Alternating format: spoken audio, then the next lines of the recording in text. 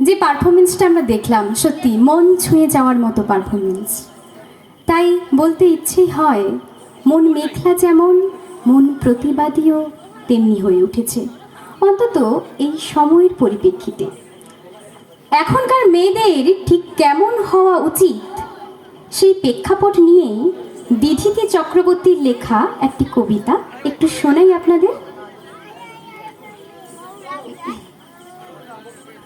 অনেক হলো দুর্গা মাতুর, পার্বণ আজ না হয়ে থাক।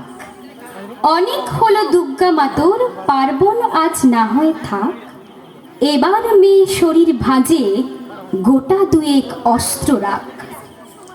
পুতুল খেলে কাজ নেই মা, কাস্তেটাকে খেলনা কর। পুতুল খেলে কাজ নেই মা, কাস্তেটাকে খেলনা কর। পোড়া দেশে নাচ গান নয়, নিয়ম করে শরীর গড়। পায়ে ঘুঙুর মল না পরে, জুতোর নিচে পেরেক রাখ। বাড়লে বয়স বক্ষ মাঝে, লঙ্কা গুঁড়োর মোড়ক থাক। চুলকে সাজাস তীক্ষ্ণ কাটায়, নখের আগায় রাখিস ধার। পোশাক নতুন কিংবা ছেঁড়া, পিন গেঁথে নিস গোটা চার।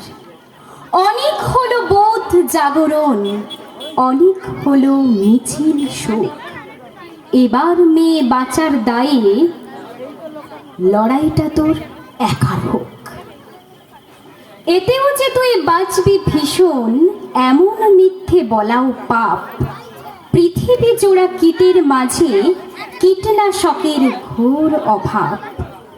চেষ্টা তবু রাখিস জারি, হারার আগে থামিস না। চুল ফিতে নয় এবার মেয়ে, অস্ত্রে সাজিস দুর্গা মা। ঘরে ঘরে দুর্গা আমার, নিস বুঝে এই সত্যতা। বিবর্তনে টিকতে গেলে অভিযোজন সার কথা। নমস্কার।